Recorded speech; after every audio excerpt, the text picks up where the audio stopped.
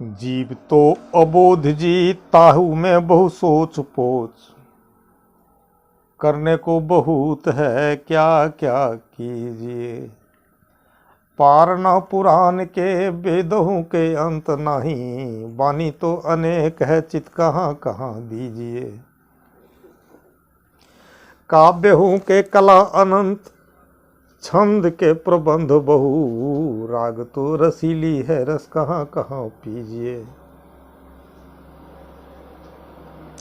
करोड़ों में एक बात सदगुरु सिखाए जात, जीवन संभालने को राम नाम लीजिए। सजनों, जरा सा विचार करें, हम संसार में जिस संसार में जीते हैं इसके प्रति बहुत बड़ी उत्तरदायित्व मेरे सिर पे लदी पड़ी है। और आम संसारी लोग भूलवा होते हैं। जैसे ये सेंस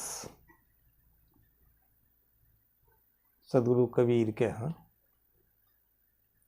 और हम लोग अपने नज़रिए में, अपने अनुभव में कबीर को एक बहुआयामी व्यक्तित्व के धरातल पर देखते हैं। कहे तो ये मेरा जो पूरा भारत है, वैसे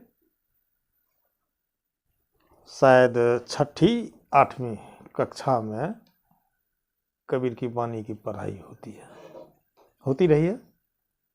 अभी तो बड़े बड़े यूनिवर्सिटियों में भी पढ़ाई होती है।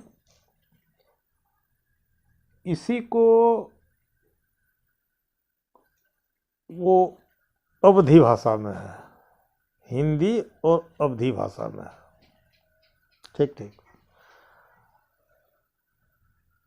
लगभग 500 वर्ष पहले की बात है। अमीर खुसरो ने, वो तो 7 समुद्र पार का रहने वाला आदमी था, बहुत अच्छा नज्म गाया था। छाप तिलक सब छीनी रे, मोहे नैना मिलाई के। विचार करेंगे जरा सा। आइए, संसार को जैसा हम लोग अनुभव करते हैं, निर्णय नाम के शब्द को तो यहाँ माइनस ही कर दीजिए। क्या निर्णय कीजिएगा? यहाँ कुछ भी निर्णय करने योग्य चीज नहीं है। हालांकि इस पर बहुत बड़ा बल दिया गया है। जहाँ जहाँ कबीर की आधुनिकीकरण हुई है, जहाँ निर्णय करते हैं तो कोई करता है ना, हम करते हैं ना, तो हमारी क्या अस्तित्व है इसमें? कोई अस्तित्व नहीं है। ये संसार है, ठीक है। संसार में वस्तुएं दो होती है, एक भली वस्तु, एक बुरी वस्तु। भली किसको कहूँ, बुरी किसको कहूँ? जिसको मैं भली वस्तु कह रहा हूँ, हो सकता है किसी और के लिए बुरी हो जाए, और जो किसी और के लिए बुरी वस्तु है वो मेरे लिए भली हो जाए। तो भली बुरी तो रही नहीं ना, यह मेरे सोच का प्रतिफल है। किसको ऊंच कहूँ, किसको नीच कहूँ, किसको अच्छा कहूँ या किसको बुरा कहूँ। श्री रामचरितमानस में ही गोस्वामी श्री तुलसी जी ने बहुत अच्छा कहा। कहि वेद इतिहास पुराना, विधि प्रपंच गुण अवगुण साना। दानव देव ऊंच और नीचू, अमीय सजीवन माहुर मीचू। माया ब्रह्म जीव जगदीशा, लक्ष्य अलक्ष्य रंग अविनीसा। काशी मग सुरसरी क्रमनासा, मही मारव महुदेव गवासा। स्वर्ग नरक अपवर्ग निसेनी, ज्ञान विराग भगति सुख देनी।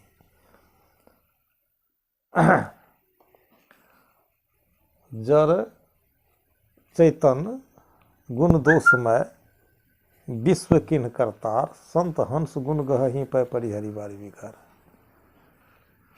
संसार निर्मित ही है दो वस्तुओं से। जहाँ निर्वाण नाम का शब्द आता है वहाँ वस्तुएं दो चाहिए, एक तानी और एक भरनी। इंगला पिंगला ताना किनो, सुखमन भरनी दीनी। तो जहाँ बनने वाली बात आती है वहाँ वस्तुएं दो चाहिए ना, तो दो में से एक भली होगी एक बुरी होगी। क्या स्थान भेद, जैसे मान के चलिए कौवा एक चंचल पक्षी है, आप ढेला उठाएं कौवा वहाँ से उड़ जाएगा, ठीक है। तो ये कौवे की बुरी आदत है, ठीक है। और बटुक पढ़ाते थे अपने शिष्यों को विद्यार्थी के 5 लक्षण, जिसमें पहला लक्षण है काकचेष्टा। वस्तु एक ही है जो कौवे के लिए बुरी है, उसी वस्तु को स्थान भेद के अनुकूल एक बच्चों में चेष्टा उसके लिए अच्छाई है, तो किसको अच्छा और किसको बुरा कहेंगे। इसीलिए कहा संत हंस गुण गहई पे, जो आपको वस्तुएं संसार में अच्छी बुझा रही है उसको ग्रहण कर लें, और जो आपको वस्तुएं अच्छी नहीं समझ में आ रही, परिहरी बारी विकार, उसको पानी समझ के छोड़ दीजिए, वह पानी भी कोई प्यासा पी लेगा। इसीलिए हमने कहा संसार में भली और बुरी किसको कहें, यही हमारे पास में निर्णय के बोध का अभाव है। सदगुरु कबीर ने भी कहा लोगा तू मती के भोरा, या दुनिया भुलवा है, दुनिया के लोग भूल जाते हैं। और अभी अभी बलिहारी है इस यूट्यूब का भी, सॉफ्टवेयर युग का भी, यह एक बहुत बड़ी टेक्नोलॉजी है कि हम अपनी बात आपसे साझा करते हैं, आप अपनी बात हमसे साझा करते हैं, तो ये बहुत बड़ा विज्ञान का दिया हुआ साधन है। अच्छा, इसी क्रम में पार न पुराण की, ठीक ठीक, वेद हूँ के अंत नहीं, वाणी तो अनेक है, चित कहाँ कहाँ दीजिए भटक जाते हैं हम उसी वक्त, जो अपने आप में निर्णय नहीं कर पाते हैं कि हमें करना क्या चाहिए था। ये आज की दुनिया है, ज्ञान के 2 स्रोत, एक साहित्य भी है, उसके भी 2 भाग हैं, पद है गद है। संक्षिप्त में हम लोग पद से ज्ञान प्राप्त करते हैं, विस्तृत में हम लोग साहित्य से गद भाग से ज्ञान प्राप्त करते हैं, जो हमारे जीवन को जीने का एक बहुत बड़ा स्रोत है। लेकिन हुआ क्या है बीच बीच में, तो जितने भी ये बड़े कहलाने वाले जो अंदर में एक प्रकार का स्वार्थ पाले हुए थे, वहाँ से साहित्य भी बगदा गई है, साहित्य भी भटक गया है। जैसे मान लीजिए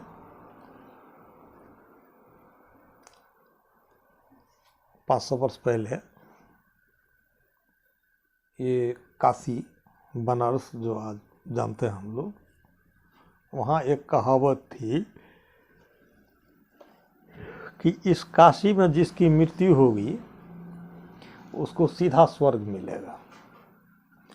और ये कहावत इतना मजबूत हो गया कि कहाँ असम से, बंगाल से, कहाँ कहाँ से बहुत बड़े धनपति लोग बुढ़ापे में आते थे काशी में, खर्च पानी रोटी लेकर के समय बिताते थे कि यहाँ हमारी अगर मृत्यु हुई तो हमें स्वर्ग मिलेगा। ये भी आपकी साहित्य ही कह रही है। ऐसे रूढ़िवाद को, ऐसे पाखंडवाद को, ऐसे अंधविश्वासवाद को निपटने के लिए ही एक दलदला आया था आपको 13वीं सेंचुरी में, जिसको हम लोग कबीर के नाम से जानते हैं। भूमंडल कभी खाली थी नहीं कबीर से, चूंकि कबीर एक व्यक्ति विशेष ही नहीं था। कबीर एक बयान है, एक अंदाज है, कबीर एक प्रेम है, कबीर एक ज्ञान है। अच्छा ठीक है, कम से कम आप लोग इस बात को तो जानते होंगे कि शिव और पार्वती कबीर के समकालीन नहीं थे, इनसे काफ़ी पहले का इतिहास है उनका, बहुत पहले का इतिहास है। अच्छा, ये बात आपको हम कहें तो कह दीजिएगा कहीं ढूंढ करके लाया है इस गप को प्रमाण पेश करने के लिए। हम छठ कटा लिए हैं कि कबीर एक अंदाजे बयां है। पार्वती ने प्रश्न करी शंकर से, अक्षर तृतीयंग स्वामीन कबीरंग इति को भवेत। किंग देवो उपदेवो वाबुर्वेतर में जगत पते। शंकर जी पड़ गए फेर में, ये कहाँ से प्रश्न ला के खड़ी कर रखी है। तो कबीर के विषय में, कबीर के शब्द के विषय में शंकर जी ने पार्वती जी को समझाया। देखो पार्वती,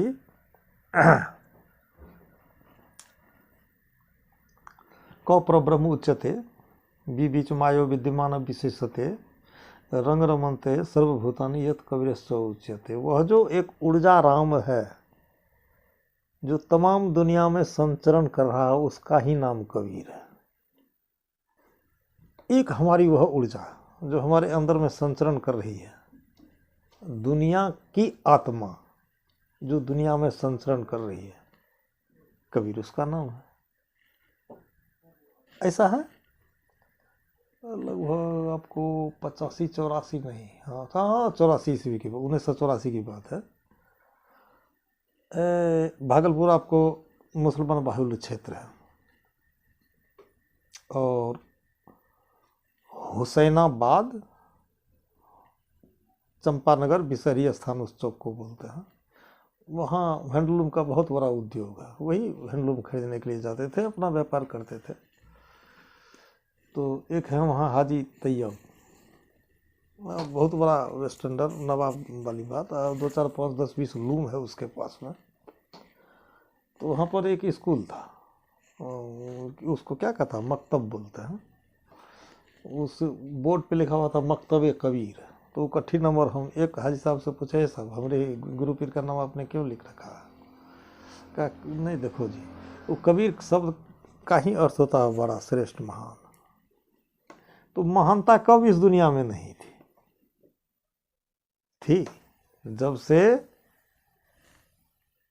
सभ्यता का बीज डला तब से महानता है। लेकिन व्यक्त और अव्यक्त हम जान रहे होते थे या नहीं जान रहे होते थे, लेकिन वस्तु थी, वस्तु नहीं थी ऐसी बात नहीं है। आइए थोड़ा सा, जब ये बात आप कहते हैं, आजकल इस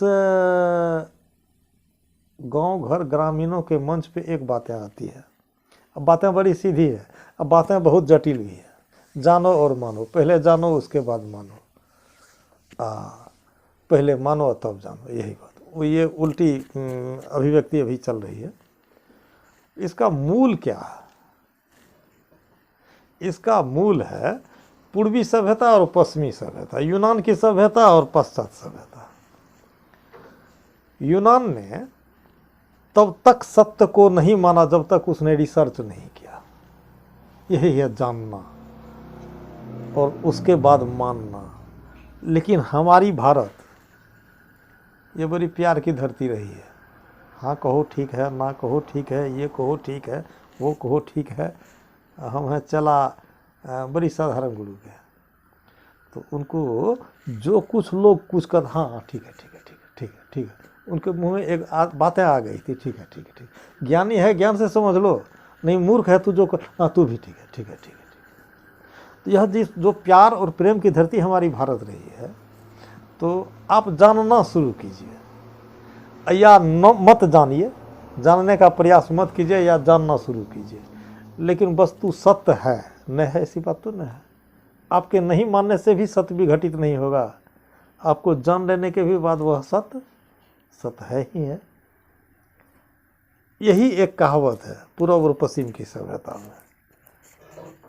अच्छा ठीक है, हम जानेंगे तब मानेंगे, हम नहीं जानेंगे तो मानने वाली वस्तु जो है सो है, नहीं है ऐसी बात में है, वो है। लेकिन अब उसकी अवस्थिति क्या है, यहाँ अब आ जाती है बातें डिस्कस की। क्या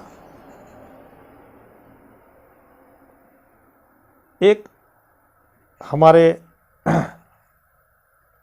आधार जिस पर मैं दुनिया को जी रहा हूँ, एक शक्ति है मेरे अंदर में, और उस शक्ति को कई नामों से जाना जाता है। चाहे जीव के नाम से जान रहा हो, आत्मा के नाम से जान रहा हो, परमात्मा के नाम से चाहे जिस किसी भी नाम से जाना, लेकिन एक वस्तु है, या उसको कबीर साहब ने रमैया राम, ऊर्जा राम कहा है। ठीक है। अब एक बात आती है, जानना और मानना को अगर आधार बनाते हैं तो वस्तु हमारे अंदर में है। अब बाहर खाली है ऐसी भी बात नहीं है, बाहर भी है। अगर कोई ये कह रहा होगा कि बाहर कुछ नहीं है, या कोड़ी नादानी साबित होगी, बाहर भी कुछ है।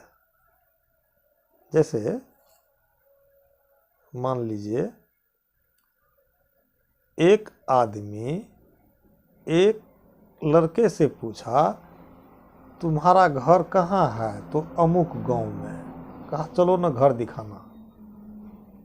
उंगली पकड़ के उसको ले गया, अपना घर दिखा दिया कि यही मेरा घर है इस गांव में। कहा एक काम करो ना, गांव दिखाओ ना किधर है। तो बड़ा असमंजस में पड़ गया, गांव किधर होगा, गांव तो यही है। कहा नहीं जी, गांव कहाँ है हमको ये भी बताओ। विचारने यह बात है कि जिस गांव में उस लड़के का घर था, तो गांव कहाँ रहा होगा, गांव भी तो उसके घर में था।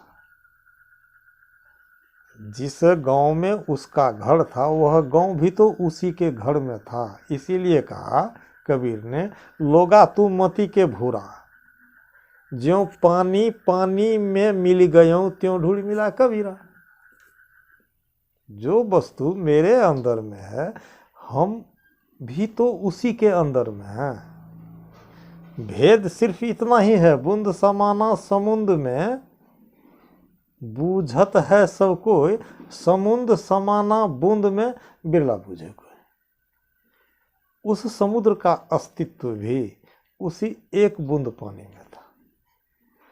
तो जिस परमाणुओं का, जिस ऊर्जाओं का एक संगठित, एक केंद्रित संरचना, ये मैं हूं, मेरा देह है, और वही ऊर्जा ये शरीर भी है। हालांकि इसको समझाता है पंचभौतिक देह, मिट्टी पानी अग्नि हवा आकाश का बना हुआ यह देह। ठीक है। तो ये पंचभूत भी तो आकाश में है, शून्य है ना।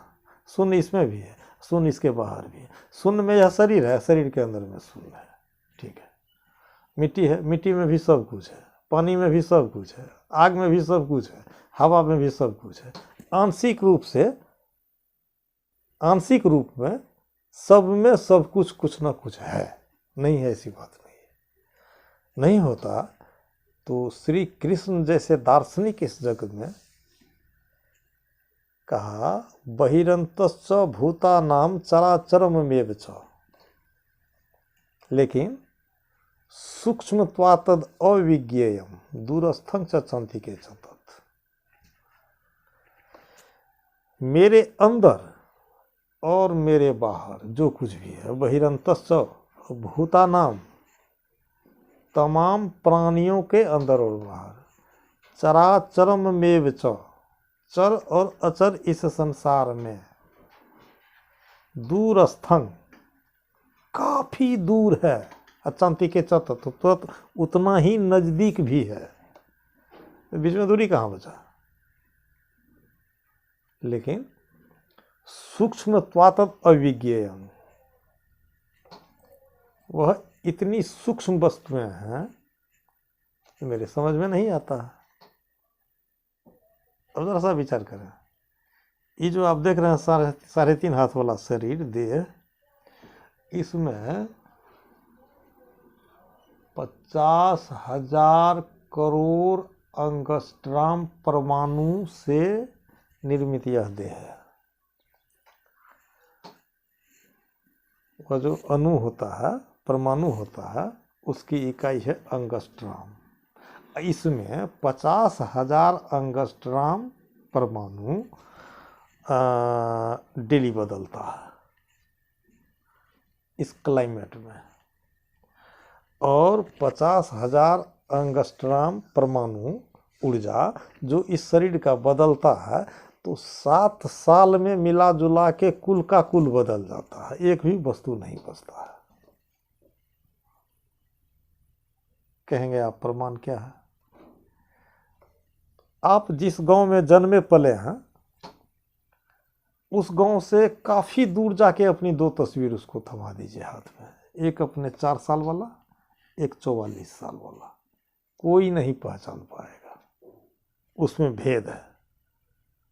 उस फोटो से 4 साल वाली फोटो और 44 साल वाली फोटो, 40 साल का डिफरेंस हो, इसको कोई पकड़ नहीं पाएगा, क्योंकि वो फोटो 2 रंग का होगा।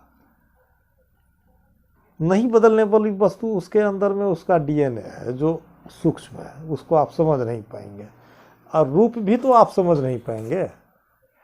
जो आपको 4 साल में देखा, 5 साल में देखा, 6 साल में देखा, जिस समाज में आप जीते जागते हैं उसमें तो आदमी आपको पहचान लेगा, ये इसी का बचपना का फोटो है। लेकिन जिसने आपको कभी नहीं देखा वहाँ जाके डिफरेंस हो जाएगा। अच्छा, हाँ, हो तो जाएगा। हमने कहा उन्हीं परमाणुओं की सुसंगठित रचना यह एक शरीर भी है। अच्छा, अब आइए, इस शरीर को नासवान कहा जाता है, जीव को अजर अमर कहा जाता है। ये दोनों डराने वाली बात है। जो ये जिंदगी हमको मिली है जितने दिनों की, इसी जिंदगी में जो हम अर्थ लगा लें, अनुमान लगा लें, आपके सामने में भाषण प्रवचन कह लें, सब कुछ ये दोनों के संयोग का वियोग हो जाने के बाद इसका कोई अस्तित्व हमको आगे याद नहीं आएगा। लेकिन ये जो मिट्टी का देह है, इसको 7 जन्म की बातें याद आती है। आज मार्केट में हमने एक 4-5 साल की बच्ची को देखा, ऐसे आँख ऐसे चल रही थी, आँख बंद करके। एक हमारे गांव में सेठ जी थे, नाम नहीं लेना चाहिए, यूट्यूब का प्लेटफॉर्म है, तो उनका आँख जो था ऐसे था, ऐसे। कोई चीज़ जब लिखता था तो ऐसे लिखता था, ऐसे ऐसे ऐसे।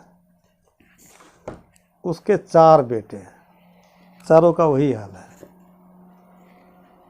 वो जो कहे जो बची जा रही थी वो उसकी पोती थी, उसका भी वही हाल है।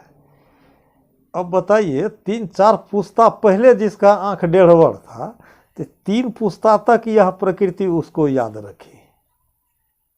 इसका भी आँख 1.5 वर्ष, उसका भी आँख 1.5 वर्ष, उसका भी आँख 1.5 वर्ष। इसका यादाश्त बड़ी लंबा यादाश्त होता है, कई जन्मों के यादाश्त को ये रखता है।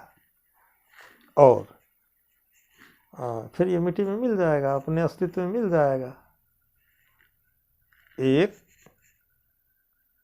जैसे घड़े का पानी समुद्र में मिलता है, उसी भांति यह छोटा सा देह अपने पंचमहाभूत में जाके ये मिल जाएगा, और फिर उसी पंचमहाभूत से यह जन्म भी लेगा। शरीर इसी पंचभौतिक जगत से जन्म लेता, लेकिन इसकी प्रक्रियाएं कुछ टेढ़ी मेढ़ी सी है। क्या है टेढ़ी मेढ़ी? हम तो थोड़ा सा होम्योपैथिक डॉक्टर भी हैं, इसलिए मैं आपको इस बात का महीनी समझाता हूँ। देखिए, माँ के गर्भ में बच्चे बनते हैं, ठीक है, 2 वस्तुओं के संयोग से, एक स्पर्म और एक ओवम। वो भी जो स्पर्म और ओवम है वो भी इसी शरीर में बनता है। कैसे बनता है? तो आप ही के दोनों ब्लड कार्पल्स से, व्हाइट ब्लड और रेड ब्लड कार्पल्स से, और रक्त से ही बीज बनता है। 16 भाग में से 1 भाग स्पर्म और ओवम, जो सिस्टम के अनुरूप, जो फेमिनाइन है, जो मैस्कुलिन है, दोनों का संयोग मातृगर्भ में होकर के एक पिंड निर्माण होता है। तो जिस रक्त से जो बीज बन के संयोग लिया था, वह रक्त कहाँ से बना है? तो रक्त भी बना है इस देह में, जो अन्न पानी खाए हैं उसी से न रक्त भी बना है। और वो अन्न पानी कहाँ बना है? देखिए मिट्टी पानी में, देखिए अभी गेहूँ, धान, मकई, ज्वार, बाजरा सब कुछ बन रहा है, जिसको हम खा करके रक्त बनाए। रक्त ने उस बीज को सिम्टम के अनुकूल, और उसी से फिर यह शरीर खड़ा है मोटा मोटी। इसीलिए इसको पंचभौतिक देह कहा जाता है। ये लघुभूत है, वो पंचमहाभूत है। तो वाटर 6.1 लेवल, जैसे पानी पानी में मिल जाएगा, धुआं आसमान में मिल जाएगा, मिट्टी का ढेला फेंक दीजिए, फिर आके मिट्टी में मिल जाएगा। तो हर एक छोटी वस्तु अपने बड़े समूहों में जाके मिलता है। ये न शरीर का धर्म है, इसी को लोग मृत्यु कहता है। हालांकि मृत्यु कोई विशेष खास वस्तु नहीं है कि अमुक डेट में हम मर जाएंगे। जरा और मरण दोनों एक ही शब्द का दो पर्यायवाची नाम है, दो पहलू है। यह शरीर जिसी वक्त जन्म लेता है तो मृत्यु के साथ ही जन्म लेता है। एक सेकंड बीता, एक सेकंड आप मृत्यु को भी जी लिए। माने किस्तों में जीते हैं, किस्तों में मरते हैं, पूरा नहीं मर गए हैं, मरना अभी कुछ बाकी है। लेकिन अगर हमारी उम्र 55 साल है, अगर 60 साल मेरा उम्र होगा तो थोड़ा सा ना बाकी है। तो जब ये जन्म ग्रहण करता है तो मृत्यु को भी उसी वक्त ग्रहण करके दोनों साथ ही जीता है। जिस दिन पूरा मृत्यु को जी लेगा उस दिन वह इस शरीर मर गया। तो फिर शरीर जब मर गया तो शरीरधारी का क्या अस्तित्व रहेगा? कोई बयां करने वाला नहीं है। बयां में बयां क्या हो पाएगा? जैसे दार्शनिकों ने जो अनुमान लगाया, साहित्यकारों ने जो व्याख्यान दिया है, गुण धर्म और लक्षण से का है, तो आज तक आपने देखा होगा जितने लोग मरे हैं सब मर गए हैं ऐसा कोई बात नहीं है। सब नहीं मरा है। कबीर साहब के दर्शन के अनुकूल सबसे तो नहीं मरने वाली वस्तु हमारे अंदर में मेरा स्वभाव है। अगर आज मेरा स्वभाव ये है, मेरे नहीं होने के बाद यह अगर मेरा स्वभाव कहीं टैली होता है तो आप उसको परख सकते हैं कि यह वही आदमी हो सकता है। ठीक ठीक। माया मुई न मन मुआ, मरी मरी गए शरीर आशा तृष्णा नाम हुए, कह गए दास कबीर। अगर मरना है तो मृत्यु को सीखना होगा। बिना मृत्यु को सीखे अगर मर गए तो अब मरना भी आपका फॉल्स हो जाएगा। मृत्यु कैसे सीखा जाए? तो इसी शरीर के अंदर में जो वह संस्कार है, लालच है, तृष्णा है, ईर्ष्या है, दुर्भावना है, इस सब को जीते जी अगर मार नहीं दें तो फिर ये हमें भी मरने नहीं देगा। ये हमें भी मरने नहीं देगा। इसी तमाम विकारों को मारने की कला जहाँ सिखाया जाता है उसी को कहते हैं साधु संगत, सत्संग। वही सिखाई जाती है उसमें। अरे कम से कम जैसा था वैसा रहो। यानी जन्म लिया था तो 3 साल के बच्चे में प्रपंच और विकार नहीं पाया जाता। वो अर्जित करता है इसी दुनिया से। अर्जित मत करो, ने कर लिया है उसको साफ करो, उसकी सफाई करो। यही है न मृत्यु को सीखना। अगर साफ नहीं किए इतनी सारी वस्तुओं को लेके तो मर भी तो नहीं पाएंगे। मर गया शरीर, शरीर में रहने वाला मरा नहीं, वह तलाश में है कहीं वैसा हमको शरीर मिल जाए। ठीक है, ये संस्कार, ये स्वभाव, ये नेचर, ये प्रवृत्ति जहाँ पकड़ाएगी उसी आधार में हमारे भारतीय दर्शन में पुनर्जन्म कायम किया है। ठीक है, पुनर्जन्म हम नहीं चाहते हैं तो नहीं चाहने के लिए तो फिर मुझे कुछ करना पड़ेगा। उसी का नाम भक्ति है। भक्ति भी एक हमारी व्यक्तिगत संवेदना है, लेकिन इसके पक्षधर जब अधिक से अधिक हो जाते हैं तो यही एक आंदोलन का रूप ले लेता है, जिसको हम भक्ति आंदोलन कहते हैं। और ठीक 500 वर्ष पहले काशी में जो मजबूरी थी, जो सामंतशाही थी, जो त्रुटिपूर्ण ब्राह्मणवाद था, जो अंधविश्वास था, उसी को तोड़ने के लिए कबीर जैसे संत आए। कितने के नाम को गिनाऊं, वैसे वैसे संत आए और इस संसार का भला करने का उन्होंने एक नींव रखी। अच्छा, एक चीज